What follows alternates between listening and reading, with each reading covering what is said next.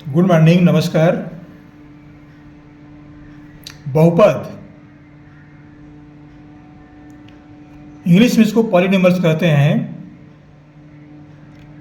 ये जो हमने प्रश्न लिया है कक्षा 9वीं से लिया है।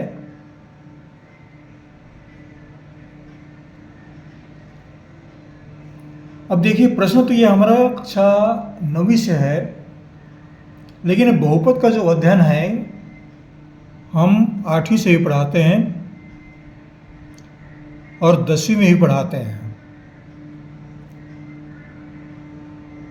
9वीं में भी बहुपद का अध्याय है और 10वीं में और 8वीं में भी है। निश्चित रूप से बता रहा हूँ, ये अध्याय है। तो ये जो प्रश्न है ये 9वीं के लिए उपयोगी तो है ही, 8वीं के लिए भी, 10वीं के लिए उपयोगी है, दोनों के लिए उपयोगी है ये। तो हमने प्रश्न लिया है बहुपद की घात बताइए, डिग्री ऑफ पॉलिनोमियल्स। डिग्री बताना है, घात बताना है। इस वीडियो को प्रारंभ करूं इससे पहले कुछ बातें कहने जा रहा हूं। आप जहां से पढ़ रहे हैं, कहाँ के रहने वाले हैं, कमेंट्स अवश्य कीजिएगा, लिखिएगा कि वीडियो आपको कैसा लगा। हमारे चैनल को सब्सक्राइब भी कर दीजिएगा। नहीं करते हैं आपकी मर्जी मेरे भाई, कोई दिक्कत नहीं है। और वीडियो पूरा पढ़िए, तभी ये आपके लिए उपयोगी है। देखिए यहाँ पर बहुपद की घात बताइए, डिग्री ऑफ पॉलिनोमियल्स। इसका डिग्री बताना है, घात डिग्री। हमने यहाँ पर प्रश्न लिया है, ये पहला प्रश्न है 8। 8 का बहुपद है, हाँ 8 बहुपद तो है। तो फिर इसका घात कितनी है ये बताइए। तो इसका घात जो है, उत्तर लिखेंगे बहुपद का घात बराबर 0। घात 0 है, ये कैसे हुआ? यहां तो कहीं पर 0 नहीं लिख रहा है, कहीं पर भी 0 नहीं है। तो कहने का तात्पर्य क्या है? देखिए, कुछ बातें बताने जा रहा हूं आपको मैं।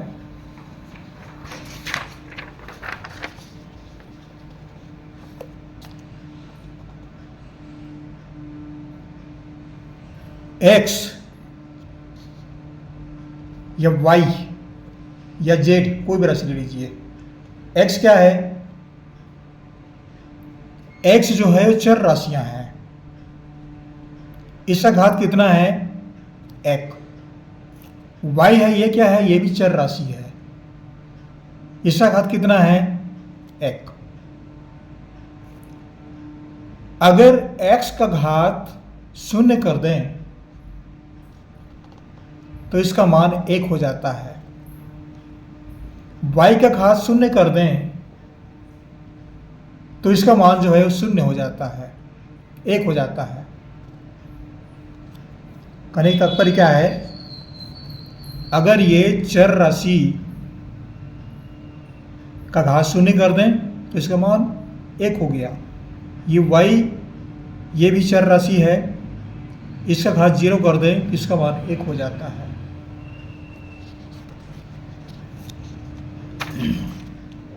तो इसमें भी कहीं पर चर राशि छिपी हुई है, x हो, y हो, z हो, जो भी राशि हो, और उसका घात 0 है। क्योंकि 8 को हम लिख सकते हैं 8 गुणित 1, ऐसा लिख सकते हैं हम। 8 गुणित 1 लिख सकते हैं। इसलिए बहुपद का घात जो है वो यहाँ पर 0 है। आपको स्पष्ट हो जाना चाहिए कि बहुपद का घात 0 है।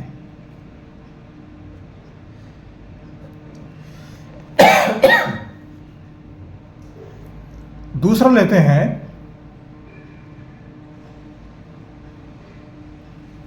X Y Z.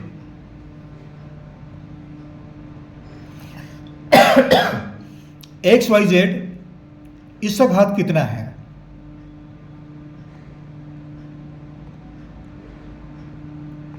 तो इस बहुपद का घात जो है वो 3 है। अब 3 क्यों हुआ? यहाँ पर कहीं पर 3 दिख रहा है, यहाँ पर कहीं पर भी 3 नहीं है, कहीं पर भी 3 नहीं है। तो हुआ कैसे? इस बात को समझिए।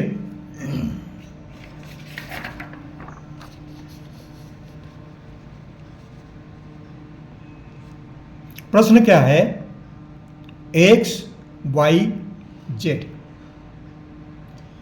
x एक बहुपद है, y एक बहुपद है, z एक बहुपद है, और तीनों बहुपद को गुणा किया गया है। इनके बीच में गुणा का चिन्ह छिपा हुआ है, और इसका घात भी 1 है, इसका घात भी 1 है, इसका घात भी 1 है, और तीनों बहुपद को गुणा किए तो ये तीनों बहुपद के घात को जोड़ दिया गया है।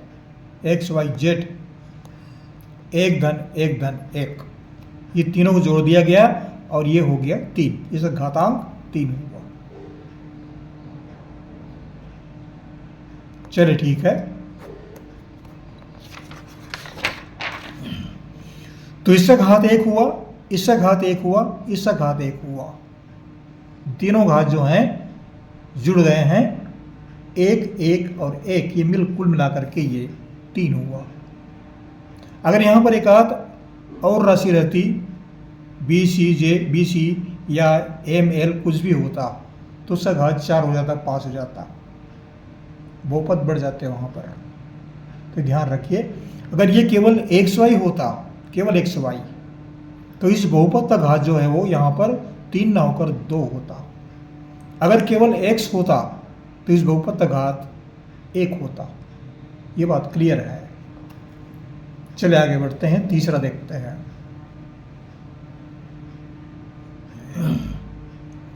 यहां पर देखिए, x square minus 6x square plus x plus 1। अब इसमें कहीं पर भी केवल ये, इसको क्या पढ़ेंगे? ये x का बहुपद है, ये इसको पढ़ेंगे तो x का बहुपद पढ़ेंगे। इसमें y z a b c और कुछ नहीं जुड़ा है, इसमें कुछ भी नहीं है। अब इसमें क्या करेंगे? इसका अधिकतम घात देखते हैं, अधिकतम घात, क्योंकि एक ही चर राशि का बहुपद है तो इसका अधिकतम घात लेंगे। तो उत्तर लिखेंगे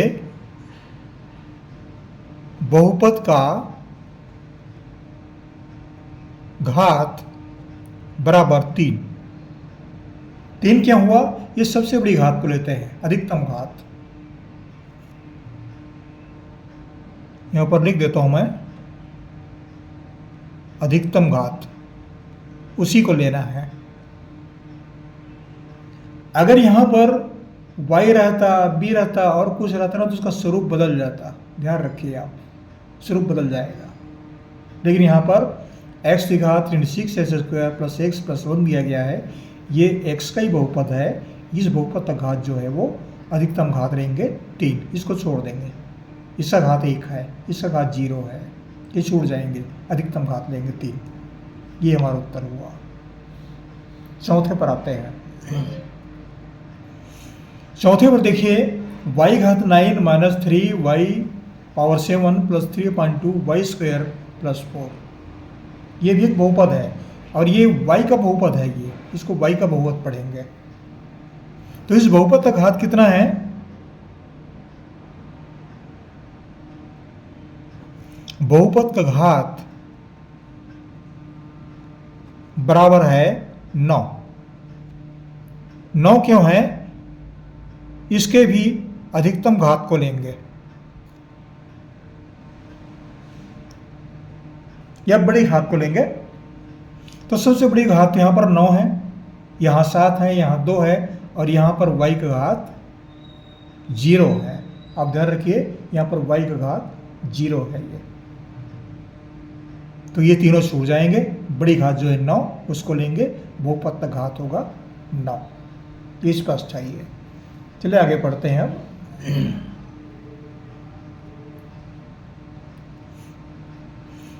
यहां पर देखिए, x square minus 2x plus 1, x square minus 2x plus 1, इस बहुपद का घात जो है 2 है।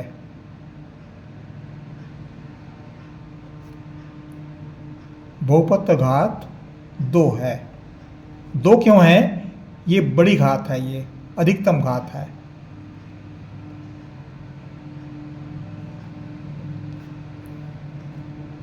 पुस्तक में मैंने चेक किया, यहाँ पर y मैंने काटा हुआ है, देखिए पहले से कट गया है ये। मुझे भी डाउट हुआ कि y यहाँ पर वास्तव में है कि नहीं, और मैंने काट दिया इसको। लेकिन अब देखिए इसको हम पढ़ लेते हैं। एक्स स्क्वायर, इसको हम किस रूप में पढ़ेंगे आपको बता देता हूं मैं।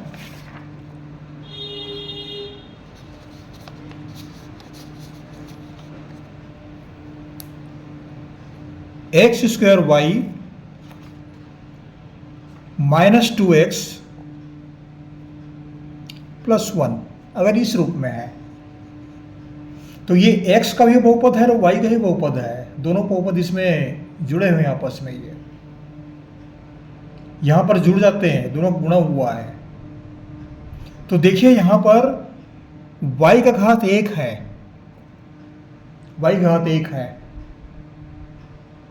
और इस बहुपद का घात निकालेंगे तो इसका घात तो कम है, इसको छोड़ देंगे, इसका भी घात 0 है, इसको छोड़ देंगे, कम वाले को कोई मतलब नहीं देखना है, उसको बड़ी घात देखना है। तो इसका घात 2 हुआ, इसका घात 1 हुआ, तो इस बहुपद का घात जो है, बहुपद का घात बराबर 3 लेंगे। ये 2 और 1 मिलकर के 3 हो जाएंगे। पुस्तक में इस तरह से दिए हुआ है, मुझे भी कुछ डाउट हुआ, मैं दोनों ही बातें आपको बताने जा रहा हूँ। अब शंकित ना हो, शंका ना हो आपको, इसलिए मैंने ये बातें बता दिया है। चलिए आगे पढ़ते हैं। तो यहाँ पर ये कट गया है, ध्यान रखिए, x square minus 2x plus 1, तो इस बहुपद का घात जो है 2 है। तो इसमें 2 सवाल मैंने सम्मिलित कर दिया। पुस्तक में ये x वर्ग y है, ये अब ये दोनों बातें मैंने बता दिया है।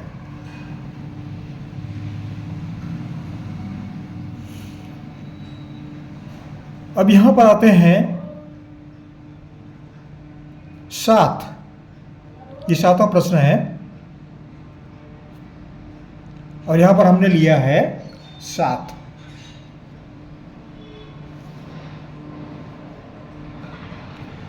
अब 7 में देखिए इसका घातांक कितना है,